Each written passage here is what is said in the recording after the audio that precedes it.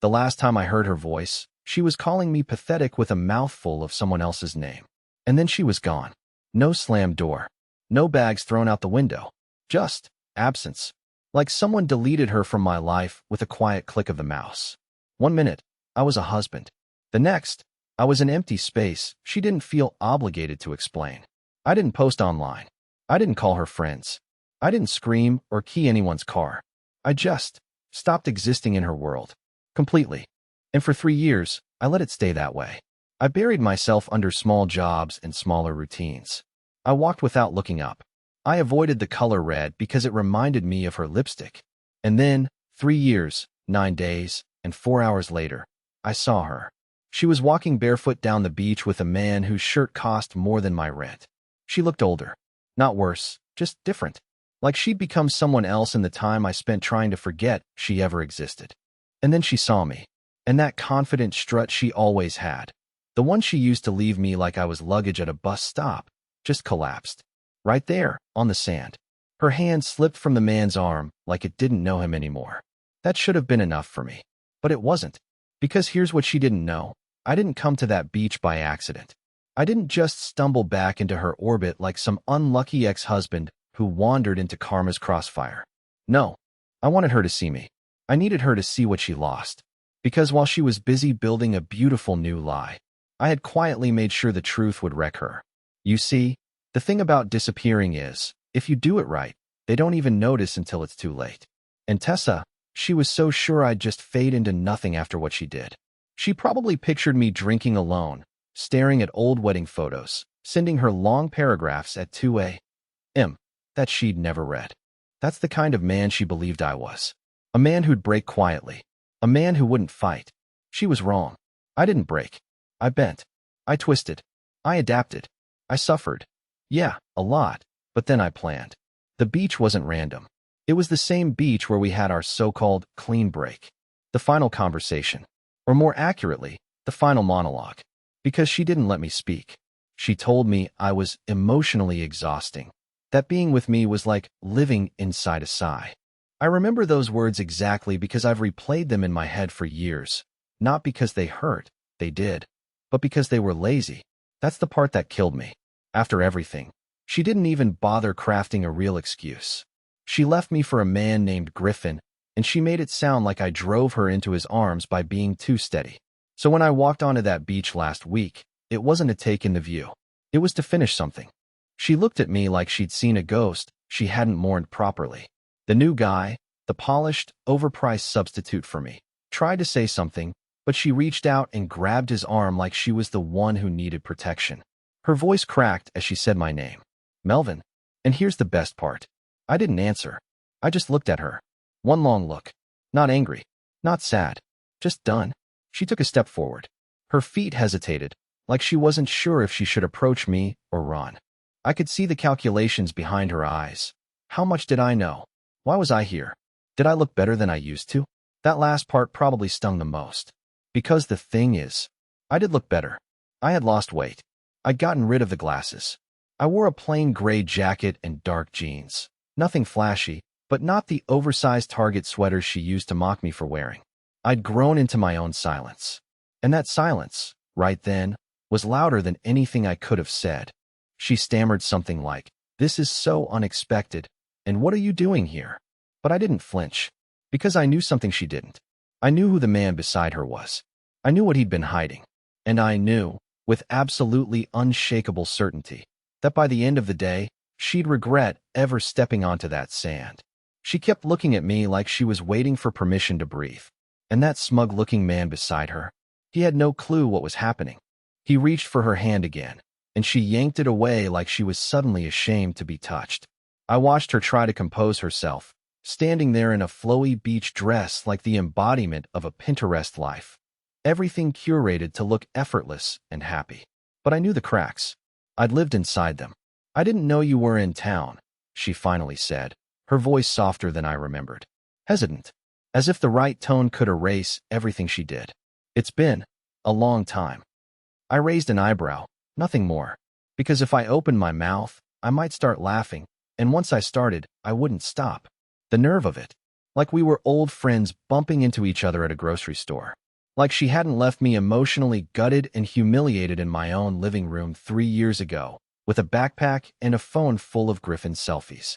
And speaking of Griffin, he was standing right there. That's what made the whole thing deliciously ironic. You see, she didn't know I knew. But I knew everything. That man at her side wasn't just some fling who'd become something more. He was the one she left me for. The one she swore was just someone she was texting during that last fight we had. I recognized him the moment I saw the tattoo on his left forearm, the one I found in one of the photos she accidentally airdropped to our shared iPad. That was 2 weeks before she left. And now here he was, smiling awkwardly like he didn't just blow up 2 marriages with one sleazy grin. I didn't say a word. I let them squirm in the silence. Tessa was always terrified of silence. She once told me that quiet made her feel like something was about to fall apart. So I used that silence like a weapon. Let it hang between us like a loaded question. I could see the questions eating at her. Why now? Why here? What do you want? Finally, she cracked. Are you okay? She asked, tilting her head, trying to soften her voice into something nurturing. It was so fake it made my skin crawl. I mean, after everything. I didn't know if you. You mean after you disappeared without warning? I said, cutting her off, still calm. My voice didn't even rise. Or after the voicemail where you forgot to hang up and I heard him in the background laughing about how I still folded your laundry. Griffin froze. Tessa's eyes widened, lips parting in pure panic. Melvin, I raised a hand. Not to threaten, just to stop her. I wasn't interested in the performance. Not this time. You lied. You left. You replaced me. That's fine. I've made peace with all of it, I said. But what you don't know, what you never care to find out, is that I didn't just vanish. I rebuilt. And today, I came here on purpose. She blinked rapidly, the way she used to when she was caught in a lie but didn't have the story straight yet. Her gaze bounced from me to Griffin and back again. She was unraveling and had no script for this version of me. Not the calm, prepared, silent me. The Melvin she left behind would have cried. This version didn't need to. Griffin stepped forward like he was about to say something smart. But before he could speak, my phone buzzed. Right on time. I pulled it out, looked at the screen, and smiled, just slightly. Then I turned it so she could see it. It was a photo. A blurry shot, taken through glass. Of Griffin. And someone else. A woman. Not Tessa. Not me. And definitely not new. Her face went ghost white. Griffin turned red. My silence. It just kept speaking louder than either of them could handle. I didn't need revenge. I just needed the truth to walk right up to them and explode. She didn't speak. Not right away. Her eyes stayed locked on the photo like it was some kind of hallucination she could blink away if she stared long enough. But the screen didn't lie. It was Griffin, very clearly leaning in close with a woman in a car. The angle said everything. The way his hand rested on her thigh. The fact that she was laughing, mouth open, wild hair tangled in his fingers. It wasn't a friendly hug. It wasn't a misunderstanding. It was proof. Proof that the man she left me for had already moved on, or maybe, never stopped moving on to begin with. Tessa finally turned her head toward him, slow and brittle, like even her neck didn't want to cooperate with what was coming next. Who is that? She asked, and for a moment I could still hear the old version of her, the commanding tone she used when she was used to getting answers. But Griffin wasn't built for confrontation. I could tell. He did the nervous laugh thing guys do when they don't want to admit they've been caught. It's not what it looks like, he muttered. Of course that's what he said. They always do. I almost pitted him. Tessa stepped back from him like he was suddenly made of fire. She crossed her arms, but it was fake. A weak defense. She looked at me again, and this time there was something new in her eyes. Fear. Not the kind that makes you run. The kind that makes you realize you've burned all your escape routes and someone else is holding the map. Why would you come here just to do this? She asked, voice low and sharp. Is this some kind of revenge? I took a breath through my nose. Calm. Controlled. No, I said. Revenge implies I still care. I came here to deliver clarity. That's it. You took 3 years from me, Tessa. The least I could do is take 10 minutes from yours. She scoffed, but it was hollow. I could see her mentally scrambling, looking for the next scene, the next line, the next way to spin herself into the victim. But nothing landed. Not this time. You said you were fine, she snapped, almost to herself. You said you were over it. I nodded. I am. But just because I'm over you doesn't mean I forgot what you did. I didn't vanish into the fog to protect you. I vanished to protect me. And now I'm back. Briefly. Just long enough to hand you the mirror." Griffin muttered something under his breath, but neither of us listened. Tessa was too busy unraveling. She didn't look powerful anymore. She looked like someone standing in the wreckage of a house they set on fire, confused as to why the heat still hurts. "I didn't know he was," she started, but I cut her off with a wave of my hand. "I don't care," I said. "What he is or isn't the point. The point is that you hurt people like it's nothing. You walk away and rewrite the story with yourself as the victim, and you never expect it to catch up to you. But the truth doesn't care how long it waits. And today, it walked right up to you wearing boots." Her mouth opened, but no words came out. And then, just like she did 3 years ago, I left. I didn't yell. I didn't ask her to explain. I didn't look back. I walked straight down the shoreline and let the ocean carry away whatever was left of the version of me she thought would beg. This time, I wasn't broken. I was free. I didn't go far.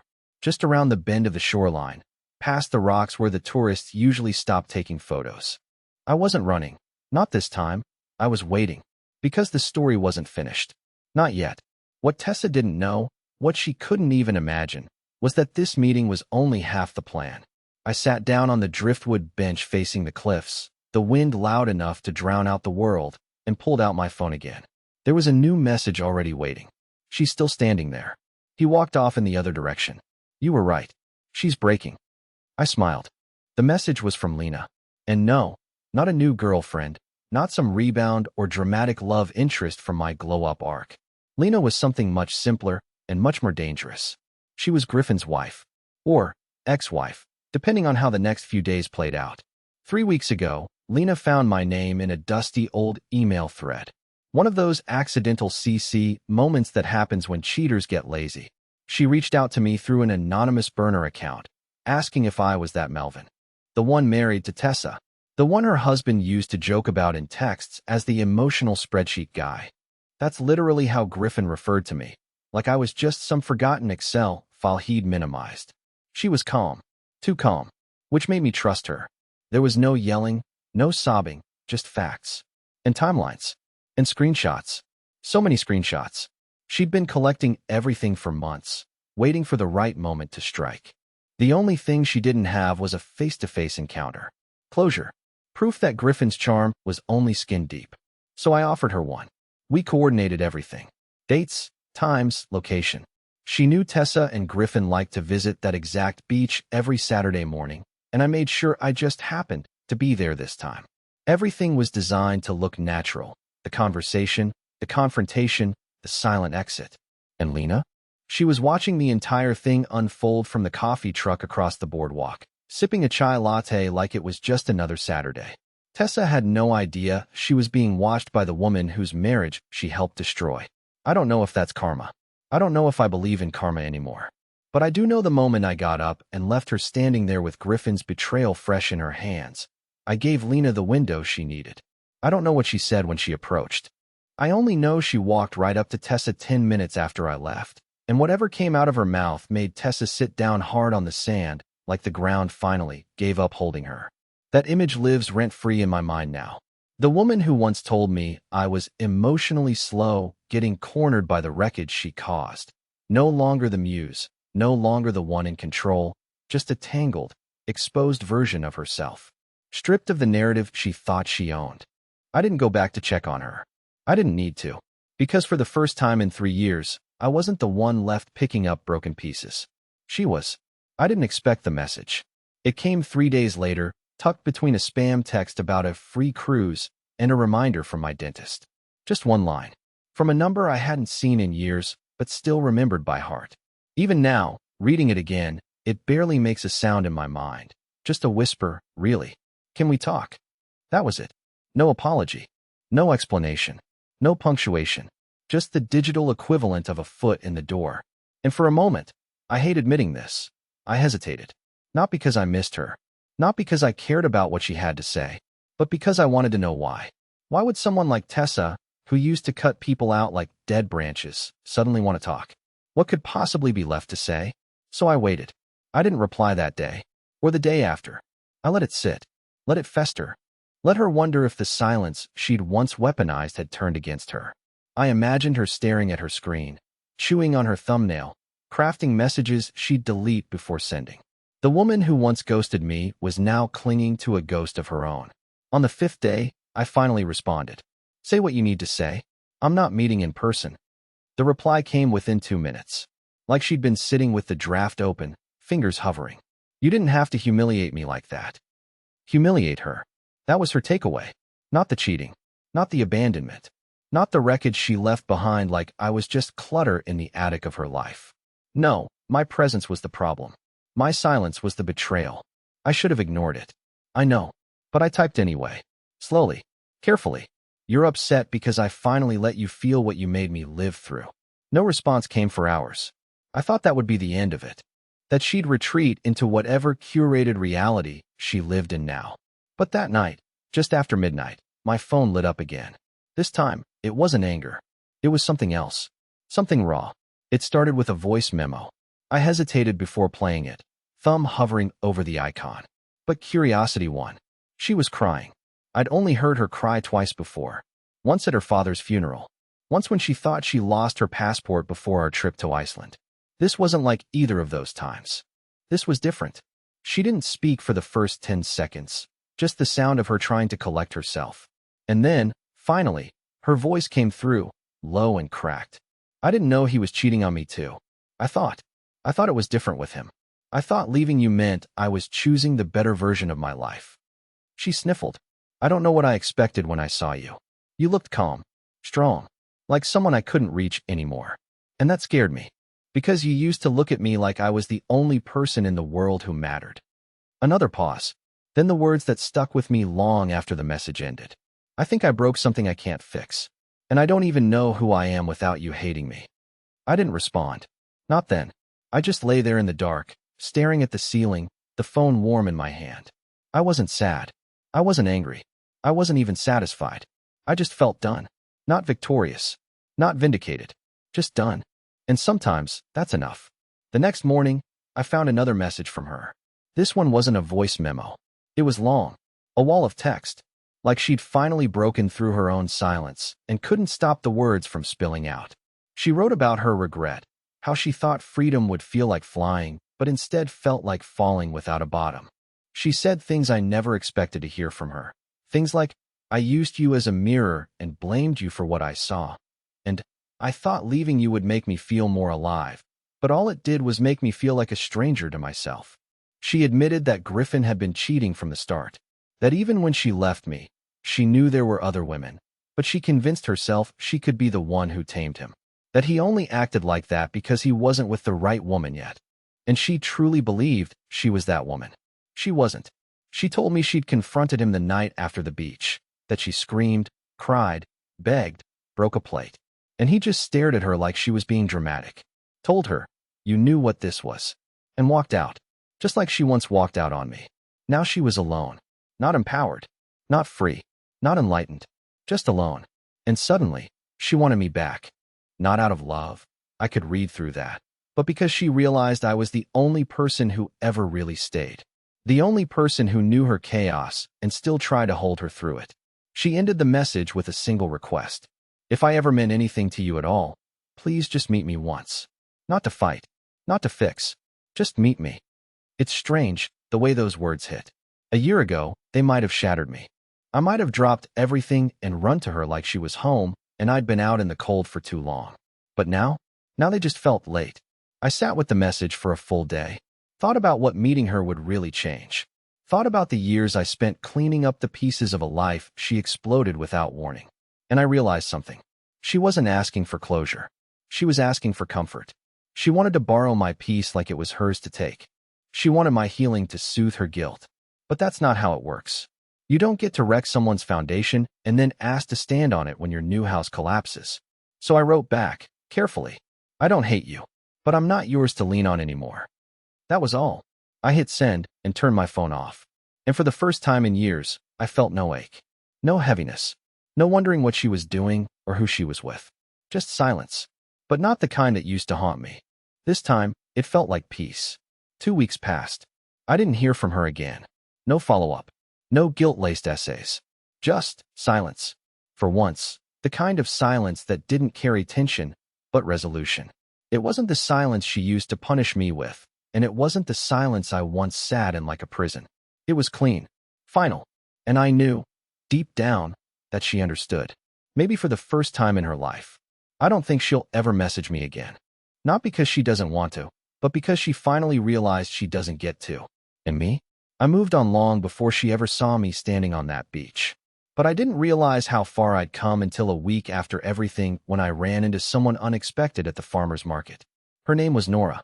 We'd worked together years ago, barely more than small talk over burnt coffee and shared frustration with an old boss. Back then, she was going through a divorce, and I was quietly unraveling inside my marriage. We were two ghosts pretending to be alive at our desks. But that day, she saw me reaching for the same jar of blackberry jam, and something just clicked. We both laughed, I don't even remember at what, and ended up walking the market together. Not romantic, not heavy, just light, easy. She didn't know anything about my story. I didn't tell her, not at first, because for the first time in years, I didn't feel like a man carrying baggage.